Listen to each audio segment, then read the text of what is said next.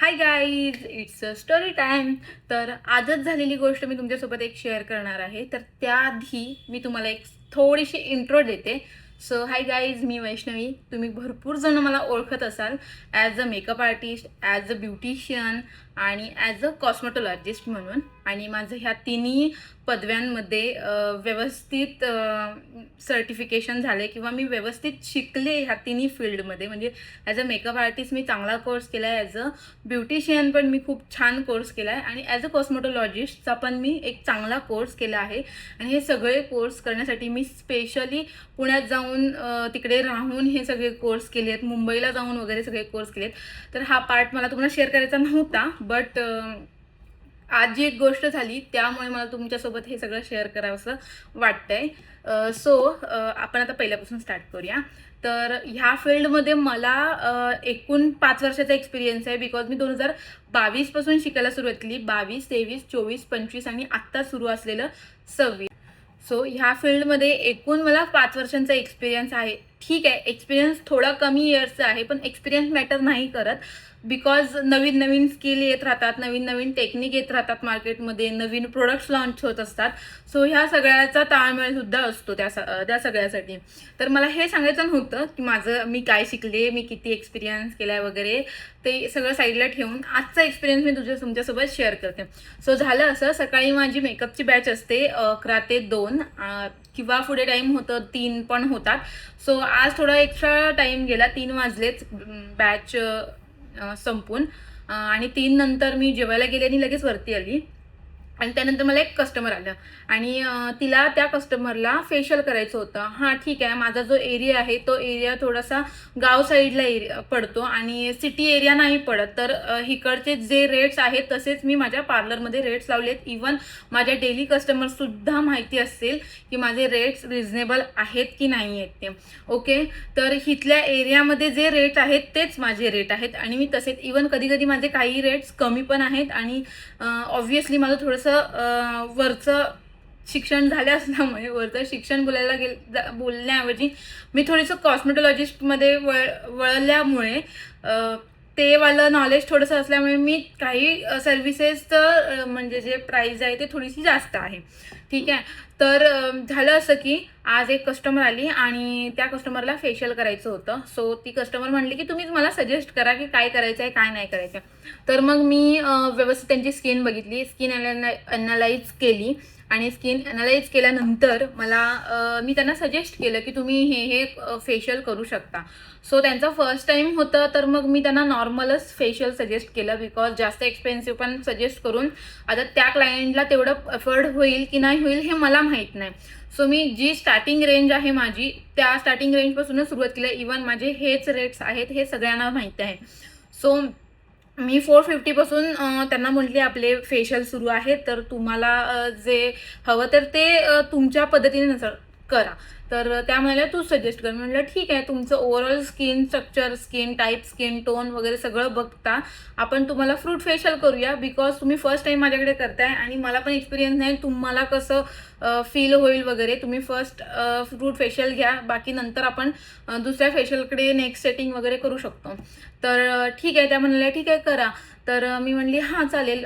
तर त्यांनी प्राईस विचारली, मी त्यांना प्राईस सांगितली की 450 आपल्या फेशियलची प्राईस आहे म्हणून. तर त्या म्हणाल्या एवढे क्वेश्चन मार्क. मला एवढे वाटले नाही, ते एवढेच आहेत असं मला सांगायचं होतं. सो ठीक आहे. तर त्या म्हणाल्या एवढे, बाकीच्या तर ठिकाणी कमी करतात आणि माझ्या घरी जी करते ती नाही आहे ना, तर मी इथे आली आणि मला कोणीतरी सांगितलं की तुम्ही इथे जा आणि ती छान करते, तर मी इथे आले. म्हटलं ठीक आहे. तर मी त्यांना म्हणले माझे फेशियल स्टार्टिंगच 4,500 हजार नाही यार, कुठे गेली, 3.5 काय चाललंय. ठीक आहे थांबा. ओके, तर माझे फेशियलच 450पासून सुरू आहेत असं मी त्यांना सांगितलं. तर ते म्हणाले पण इथे बाकीच्या ठिकाणी तर खूप कमी घेतात. मी म्हटलं ठीक आहे, तुम्हाला जर नाही अफोर्ड होत आहे तर तुम्ही बाहेर करा फेशियल, मला काहीच प्रॉब्लेम नाही आहे. किंवा इन केस तुमच्या घरामध्ये कोण करत असेल तर त्यांना करायला सांगा. तर बोलतात त्या नाही आहेत माझ्या घरामध्ये करणाऱ्या, तर म्हणून मी इथे आली आहे.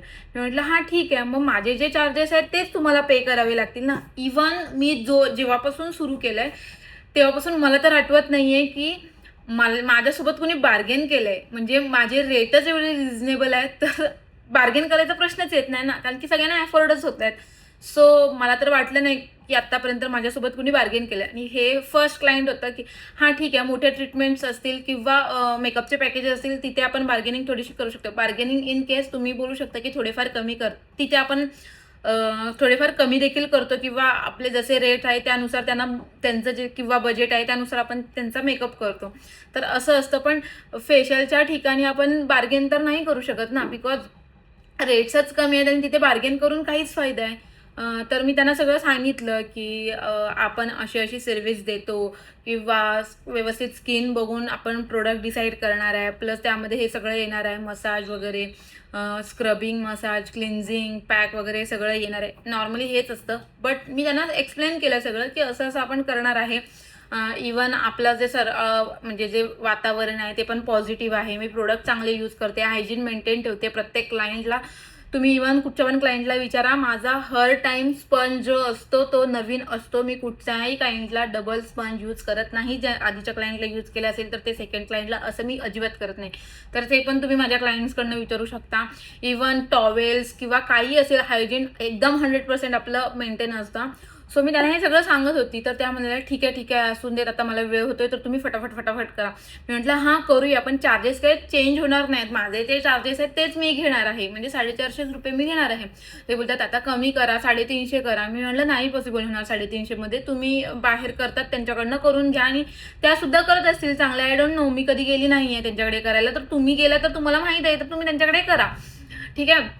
तर तो एक पार्ट झाला. आणि देन त्या म्हणाल्या ठीक आहे, आता मला लेट होते, मला घरी जाऊन डबा पण करायचा माझ्या मिस्टरांना, तर लवकर आवरा. मी म्हटलं हां ठीक आहे, मी आवरते, मी तुमचं करते. पण मी 450लाच करणार आहे. हे लास्ट आहे. मी ह्याच्यामध्ये काही असं म्हणजे काय बोलतात आपण, थोडंसं बोलतो वगैरे, त्याच्यामध्ये मी डिबेट करत बसणार नाही आहे. ओके.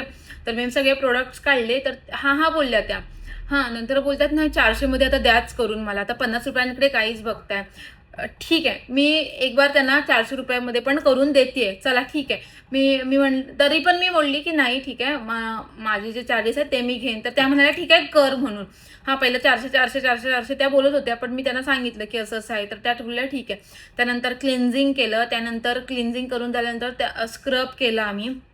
स्क्रब करून झालं त्यानंतर त्या बोलायला लागल्या, स्क्रब तुम्ही जास्त टाईम नाही केलं. इवन त्यांची स्किन होती प्रॉब्लेमॅटिक. इन केस पिंपल्स होते त्यांच्या स्किनवरती खूप प्रमाणात टॅनिंग होतं आणि त्यांची स्किन सेन्सिटिव्ह होती. आणि त्यामुळे जास्त टाईमच्या ऐवजी नाही, आम्ही योग्य प्रकारे स्क्रब केलं. पण त्यांना वाटत होतं की आम्ही जास्त टाईम करायला पाहिजे होतं स्क्रब, आणि ते तुम्ही केलं नाहीत, असं त्यांचा पहिला मुद्दा होता. मी म्हटलं ठीक आहे. मी त्यांना त्याच्यावरती समजून पण सांगितलं की तुमची स्किन अशा टाईपची आहे, हे प्रॉब्लेम्स आहेत, त्यामुळे आपण ते तुमच्या स्किनवरती अशा प्रकारचं स्क्रब केला. ओके. देन त्यानंतर आम्ही black head white heads remove केले आणि फेस क्लीन करून झाल्यानंतर मसाज केला. मी केला मसाज. मी माझ्या स्टाफला नाही सांगितलं. मी मसाज केला व्यवस्थित. आणि मसाज केल्यानंतर म्हणजे मसाज जितका टाईम करतो आपण तितक्या टाईमपेक्षा पण मी जास्त दिला मसाज, कारण की मला माहीत होतं ही काहीतरी फॉल्ट काढणार, 100% फॉल्ट काढणार. हां, तर मसाज करून झाला. आणि नंतर मी माझी जी होती एक स्टाफ, तिला सांगितलं की फेस पॅक लाव आणि फेस पॅक ठेव थोडा टाईम, वाळू दे वगैरे ते व्यवस्थित फेस पॅक, आणि त्यानंतर मग तू क्लीन आउट कर. ठीक आहे. तोपर्यंत मी बसूनच होते तिथे. क्लीन वगैरे झालं सगळं. त्या जस्ट इन्स्टंट अशा झोपलेल्या, अशा उठल्या, मिररमध्ये बघतायत. मी मागेच बसले होते. हे काय, मला ग्लोच नाही दिसत आहे. भाई, ग्लोच नाही दिसत आहे. आम्ही तुम्हाला चांगले प्रोडक्ट यूज केले, आम्ही हायजीन मेंटेन ठेवून केलं, आणि तुम्ही बोलताय मला ग्लोच नाही दिसत आहे. हां ठीक आहे. मी म्हटलं ठीक आहे, तुम्हाला ग्लो नाही दिसत आहे, मग तुम्हाला काय एक्सपेक्ट आहे अजून. मी बाहेर करते तर मला लगेच असा माझा चेहरा गोरा होतो, माझ्या चेहऱ्यावरचे पिंपल्स गायब होतात, म्हणजे कमी होतात. पिंपल्स कमी होतात एका दिवसात, आणि क्लीनअप करून वगैरे किंवा क्लीन करून झाल्यावरती पिंपल्स गायब होतात. ओ माय गॉड, असं कोणतं पार्लर आहे तुमचं की तुम्हाला पिंपल्स गायब करून देतात तुमच्या पार्लरमध्ये? मला सांगाच जरा, म्हणजे मी पण जाऊन, माझे पिंपल्स पण आहेत ते कमी करेन तिथे जाऊन. ओ माय गॉड, म्हणजे म्हणजे मला त्याचं थोडंसं हे झालं. मी ठीक आहे म्हटली. ठीक आहे, मी म्हटलं मग तुम्ही एवढा टाईम कशाला झोपला तिथे, म्हणजे झोपलात इन द केन्स कशाला बसला तिथे, तुम्ही नको करायला पाहिजे होतं. आधीच मी तुम्हाला सांगत होते की तुम्ही नका घेऊ, त्याच्यापेक्षा पण तुम्हाला कमीमध्ये पाहिजे असेल तर तुम्ही क्लीनअप करून घ्या. हे पण मी त्यांना सजेस्ट केलं की क्लीनअपचे प्राईस आपले कमी आहे तर तुम्ही क्लीनअप करा. मग त्या म्हणाल्या नाही नाही मला फेशियलच करायचं होतं, तर आम्ही फेशियल तुम्हाला करून दिलं. आणि प्लस तुम्हाला आता तुम्ही त्याच्यामध्ये फॉल्ट काढताय की मला ग्लोच नाही आहे, मला फेअरच नाही वाटत आहे, माझे पिंपल्सच आहेत तसे आहेत, बाहेर करते तर माझे पिंपल्स जातात, हे ते मी ठीक आहे म्हटली. ठीक आहे ठीक आहे, नका देऊ पैसे, ठीक आहे माझ्याकडनं चूक झाली असेल, मी नसेल केलं चांगलं, नका देऊ मला पैसे. तुम्ही बाहेर जा कुठेतरी, करा तिथे तुमचं क्लीनअप वगैरे, काय फेशियल वगैरे, आणि तिथे ग्लो येणार आहे तुम्हाला इन्स्टंट, तर तिथे पैसे द्या आणि तुम्ही जा. ठीक आहे असं मी त्यांना म्हटली. तर त्या म्हणाल्या नाही नाही नाही पैसे घे. मी म्हटलं नको, मी पैशाच्या मागे नाही धावत. म्हणजे इवन तुम्ही माझ्या क्लासच्या स्टुडंटना पण विचारा, मी त्यांना कधी फीसाठी मागे लागले का हे पण विचारा, तुम्ही कधीही विचारलं तरी चालेल. इन केस 10-15 दिवस किंवा 1 महिना असेल तर आपण बोलणारच, आपले पैसे हक्काचे पैसे आहेत, मेहनतीचे पैसे आहेत तर बोलणारच. पण मी त्यांना म्हटली मी कधीच पैशाच्या मागे नाही धावत आहे तुमच्या, किंवा तुमचे पैसे घेऊन काय मी बंगला नाही बांधणार आहे मोठा, पण माझ्या मेहनतीचे पैसे मी मागत होते, मी काय फुकटचे पैसे नाही मागत होती ना त्यांच्याकडे. तर नंतर म्हणली ठीक आहे मला ते पण पैसे नको आहे, तुम्ही माझ्या प्रोडक्टचे पण पैसे नका देऊ, तुम्ही आम्ही तुम्हाला सर्व्हिस दिली त्याचे पण पैसे नका देऊ, तुम्ही पैसेच नका देऊ. ठीक आहे आम्ही चुकीचं केलं तुमचं, ठीक आहे तुम्ही जा, असं त्यांना मी म्हटली.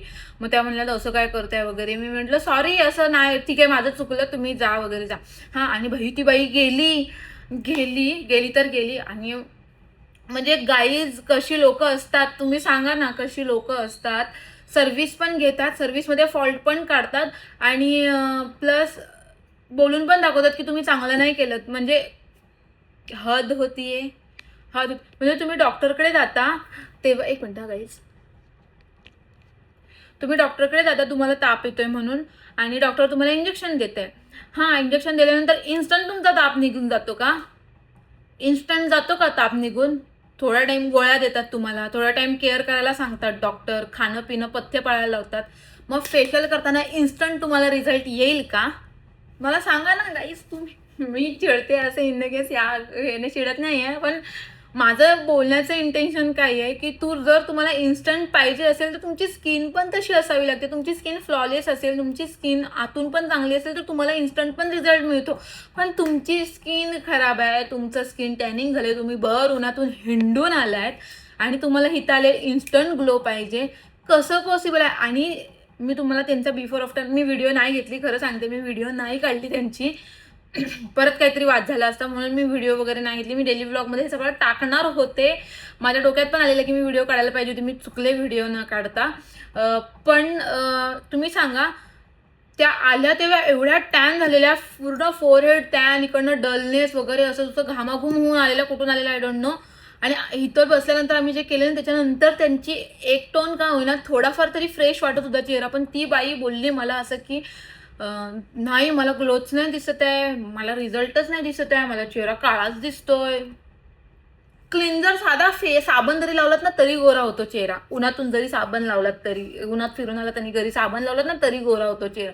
मग आम्ही एवढे चांगले प्रोडक्टचं करतोय सगळं, तर ऑब्व्हियसली थोडा तरी रिझल्ट आलाच असणार ना त्याच्यावरती. मी बोलते म्हणून नाही, तुम्ही पण यूज करून बघा, कुठचे पण प्रोडक्ट यूज करा. आपण फेस वॉश केल्यानंतर थोडा तरी आपल्या फेसवरती ग्लो हा येतोच. मग ती बाई बोलतेय की मला काहीच नाही वाटत आहे गाईज. ह्यावरती तुम्ही मला सांगा की काय करू मी? कमेंटमध्ये नक्की सांगा काय करू मी. मला असा भयंकर राग आलेला आहे, म्हणजे राग नाही पण काहीच नाही बोलू शकत मी. अशी लोक मला नकोच असतात माझ्या लाईफमध्ये, पण तरी पण तशी लोक माझ्या लाईफमध्ये घुसतातच आहेत. मी नाही बोलते तरी पण घुसतात. आणि मी काय करू गाईज, काय करू? तुम्ही पण सांगा जरा मला, मी की ह्या सोल्युशनवरती ह्या क्वेश्चनवरती मला तुम्ही सोल्युशन द्या. सो असा इन्सिडन्स जर तुमच्यासोबत पण कधी झाला असेल, किंवा इव्हन क्लायंट काय जण असे पण येतात, आम्ही आमचं किट आणतो आणि तुम्ही आम्हाला फेशियल करून द्या. कसं पॉसिबल आहे? तुम्ही हॉटेलमध्ये जाताना भाजी घेऊन जाता का सोबत खायला तिथे? किंवा पनीर घेऊन जाता का, आम्ही थोडं पनीर आणलंय, तुम्ही पनीरला फोडणी बिडणी द्या मस्त आणि आम्हाला द्या सर्व करून. होतं का असं? नाही होत. मग तुम्ही पार्लरवाल्यांकडे जाताना, मी आता मलाच पार्लरवाली बोलते, ॲज अ ब्युटिशियन असून पण, म्हणजे ब्युटिशियन आणि पार्लरवाली सेमच, पण तरी पण ब्युटिशियन बोलायला चांगलं वाटतं, पार्लरवाली बोलायला थोडंसं असू दे. मग तुम्ही जेव्हा पार्लरमध्ये जाता तेव्हा तुम्ही किट घेऊन जाता आणि बोलता आम्ही आमचं किट आणलंय, आम्हाला फेशियल. कसं गाईज, कसं पॉसिबल आहे? म्हणजे आम्ही हा एवढा तामझाम कुणासाठी, आमच्यासाठी केलाय का की तुमच्यासाठी केलाय? कळतच नाही यार लोकांना. म्हणजे मी सांगू पण शकत नाही लोकांना काय, कारण की माझ्या पलीकडचे आहेत ते. ठीक आहे, माझ्या पलीकडेच होऊन देत त्या लोकांना. मला त्यांच्याशी वादविवाद किंवा काहीही बोलायचं नाही आहे. पण माझा मोबाईल सारखा हलतोय. दमले यार गाईज, मी हे सगळं एक्सप्लेन करून सांगत असताना तुमच्यासोबत. पण हा सगळा व्लॉग आहे ना, एक सेपरेट व्लॉग म्हणून टाकणार आहे मी. कारण की मला खरंच सांगायचं आहे की अशा गोष्टी तुमच्यासोबत पण होत असतील किंवा असे एक्सपिरियन्स तुम्हाला पण येत असतील. मग अशा टाईमला आपण काय करायचं हे तुम्ही मला सांगा. त्यानुसार मग मी चेंज करत जाईन माझ्यामध्ये पण आणि थोडंफार माझ्या सर्व्हिसमध्ये वगैरे पण वगैरे. तर या, this is the story of the day, किंवा माझ्या लाईफमध्ये हे आज झालं. सो सो गाईज, आता हा व्लॉग मी, म्हणजे ही जी व्हिडिओ आहे ती मी बंद करते आणि भेटूया आपण नेक्स्ट स्टोरीमध्ये, हॅशटॅग स्टोरीमध्ये. आणि आपण असं एक लेबल देऊया आपल्या स्टोरीजना. मी नंतर तुम्हाला सांगेन नाव दिलं की, ठीक आहे. तर अशा स्टोरीज मी तुमच्यासोबत शेअर करत जाईन किंवा असेच एक्सपिरियन्स मी माझ्या लाईफमधले तुमच्यासोबत शेअर करत जाईन. तर जर ही स्टोरी तुम्हाला जर आवडली असेल, एवढी मस्त स्टोरी, ॲक्च्युली स्टोरी नव्हती, हा रिअल इन्सिडन्स होता. जर तुम्हाला काही वाटलं असेल तर कमेंट करा आणि मला सांगा की त्या बाईला मी काय बोलली पाहिजे होती, जे मी तिला काहीही न बोलता, माझ्या मेहनतीचे पण पैसे मी न घेता तिला मी असंच पाठवले, मला ते पैसे पण नको आहेत. ठीक आहे. सो बाय, आता बाय, मी दमले. Bye bye. तर भेटूया नेक्स्ट स्टोरीमध्ये. Bye, take care, love love. आणि माझ्या चॅनलला सबस्क्राईब करा. Thank you for watching. Bye bye.